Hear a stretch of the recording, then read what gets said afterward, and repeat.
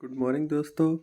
Study studio 2.0 में आपका स्वागत है। तो चलिए, दिल्ली पुलिस के टॉप 20 क्वेश्चंस हम आपके लिए लाए हैं, जिसका आज ये दूसरा वीडियो है। तो चलिए शुरू करते हैं क्वेश्चन से। निम्नलिखित में से किसके साथ वेसर शब्द जुड़ा हुआ है?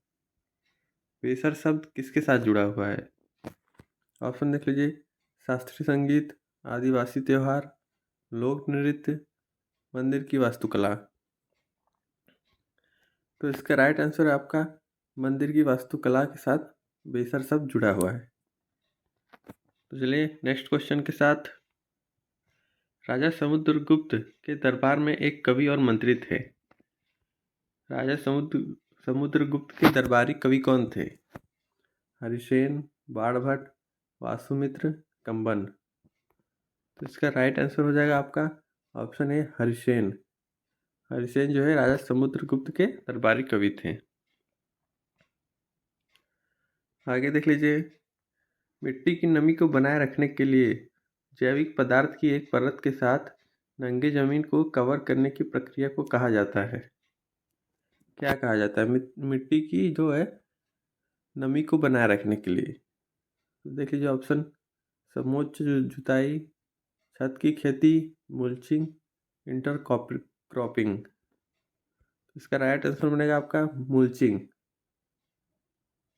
मिट्टी की नमी को बना के रखने के लिए मुल्चिंग इस्तेमाल किया जाता है। विश्व मौखिक स्वास्थ्य दिवस कब मनाया जाता है? विश्व मौखिक स्वास्थ्य दिवस, वर्ल्ड ओरल हेल्थ डे, कब मनाया जाता है? ऑप्शन देख लीजिए।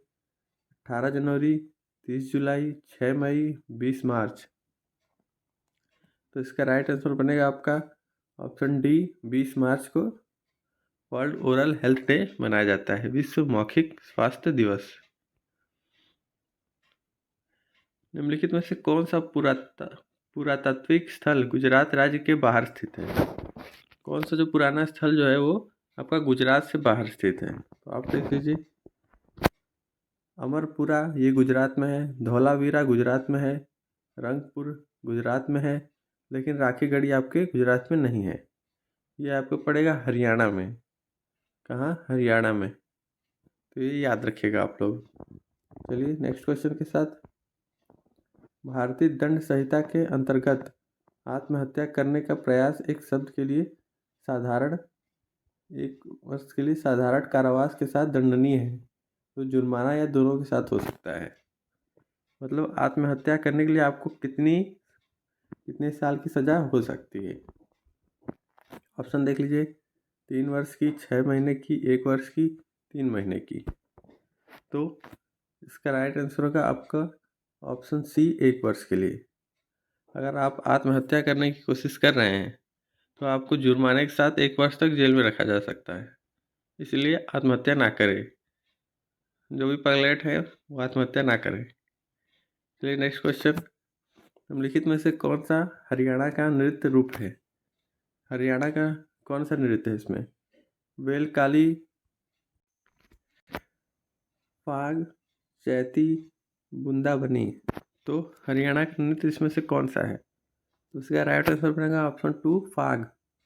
फाग जो है हरियाणा का लोक नृत्य है। चलिए नेक्स्ट क्वेश्चन के साथ। विच of the following falls under the secondary sector of economic activities? तृतीय सेक्टर में कौन सी चीज़ें आती हैं? तृतीय क्षेत्र में देख लीजिए secondary sector, warehousing, banking, sugar factory, transport. तो इसका राइट आंसर होगा आपका ऑप्शन सी, शुगर फैक्ट्री जो है आपका सेकेंड सेक्टर में आता है। चलिए नेक्स्ट क्वेश्चन। भारतीय दंड संहिता की धारा गैर सभा के लिए सजा से संबंधित है, यानी गैर सभा के लिए कौन सी धारा संबंधित है? ऑप्शन देख लीजिए। 159, 143, 166, 135। तो इसका राइट आंसर बनेगा आपका ऑप्शन बी, 143 जो है आपका गैर सभा से संबंधित है। तो चलिए नेक्स्ट क्वेश्चन। कावेरी बेसिन भारतीय राज्यों तमिलनाडु, कर्नाटक और किस राज्य में स्थित है? यानी एक और राज्य का नाम बताना जिसमें कावेरी बेसिन स्थित है। 2 राज्यों का नाम तो दे दिया है, तमिलनाडु कर्नाटक। तीसरे का आपको बताना है। तो चलिए बताइए, महाराष्ट्र होगा, आंध्र प्रदेश, केरल, तेलंगाना। कावेरी बेसिन तमिलनाडु कर्नाटक और किस राज्य में है? तो इसमें केरल में है। तमिलनाडु, कर्नाटक और केरल में। चलिए नेक्स्ट क्वेश्चन। एक तमिल त्यौहार है जिसमें मंदिर की मूर्तियों को एक जुलूस में जल स्नान के लिए ले जाया जाता है।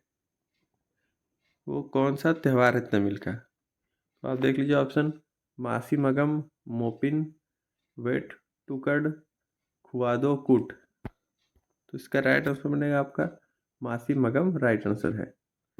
तो चलिए नेक्स्ट क्वेश्चन। निम्नलिखित में से कौन सा कथन गलत है? आपको बताना है इसमें कौन सा कथन गलत है। कपास के बारे में, मिट्टी के बारे में है। ऑप्शन देख लीजिए: कपास को बालुई दोमट मिट्टी में उगाया जाता है। ये कथन आपका सही है। दोमट मिट्टी का उपयोग बर्तन, खिलौने और मूर्तियों बनाने के लिए किया जाता है। चिकनी मिट्टी और दोमट मिट्टी गेहूं, चना और धान उगाने के लिए उपयुक्त है। ये भी सही है। बलुई मिट्टी में जल का अंत स्वरण दर सबसे अधिक और चिकनी मिट्टी में सबसे कम होता है। ये भी सही है। आपका ये आंसर 2 राइट आंसर बनेगा, क्योंकि ये रॉन्ग है। दोमट मिट्टी का उपयोग बर्तन, खिलौने, मूर्ति बनाने के लिए नहीं किया जा सकता। चलिए नेक्स्ट क्वेश्चन। राजा समुद्रगुप्त के दरबार में एक कवि और मंत्री थे। इस क्वेश्चन मुझे लगता है रिपीट हुआ है, तो आप इसका आंसर बता दीजिए। बताया गया है, इसका राइट आंसर होगा हरिसेन। चलिए नेक्स्ट क्वेश्चन। निम्नलिखित में से कौन 1993 में राष्ट्रीय राजधानी क्षेत्र दिल्ली के पहले मुख्यमंत्री बने? तो 1993 दिल्ली एनसीआर के पहले मुख्यमंत्री कौन बने थे? पहले सीएम दिल्ली एनसीआर के। ऑप्शन देख लीजिए: साहिब सिंह वर्मा, शीला दीक्षित, मदन लाल खुराना, सुषमा स्वराज। तो इसका राइट आंसर होगा आपका मदन लाल खुराना, जो दिल्ली एनसीआर के पहले मुख्यमंत्री बने थे। चलिए नेक्स्ट क्वेश्चन। आनुवंशिक रूप से संशोधित किस्में निम्नलिखित में से किस फसल को भारत में उगाने की अनुमति है? आनुवंशिक रूप से। तो ऑप्शन देख लीजिए: बैगनी, कपास, करेला, लौकी। तो इसका राइट आंसर होगा ऑप्शन बी, कपास। आनुवंशिक रूप से भारत में उगाने का कपास की अनुमति है। 18वीं सदी में अंग्रेजों ने मैसूर शासकों के साथ कितना युद्ध लड़े? ये इंपॉर्टेंट बनेगा आपके लिए। 18वीं सदी में अंग्रेजों ने मैसूर शासकों के साथ कितने युद्ध लड़े? ऑप्शन देख लीजिए: 2, 6, 3, 4। तो इसका राइट आंसर बनेगा ऑप्शन डी, 4। 4 युद्ध लड़े अंग्रेजों ने मैसूर शासकों के साथ। तो चलिए आगे बढ़ते हैं। निम्नलिखित में से किसे गांधी जी ने अपनी आत्मकथा माई एक्सपेरिमेंट विथ ट्रूथ में द जेंटल बिहारी कहा था? द जेंटल बिहारी गांधी जी ने अपने book my experiment with truth में कहा था। गांधी जी की एक पुस्तक है माई एक्सपेरिमेंट विथ ट्रूथ, ये भी पूछता है आपसे एग्जाम में। उसमें गांधी जी ने द जेंटल बिहारी किसे कहा था? ये मोस्ट इम्पॉर्टेंट क्वेश्चन बनेगा आपके एग्जाम के लिए। तो बताइए: सचिनानंद सिन्हा, राजकुमार शुक्ला, ब्रज किशोर प्रसाद, डॉक्टर राजेंद्र प्रसाद। तो गांधी जी ने द जेंटल बिहारी आपको कहा था, ब्रज किशोर प्रसाद को कहा था द जेंटल बिहारी। चलिए next question. Which of the following is not an example of small saving?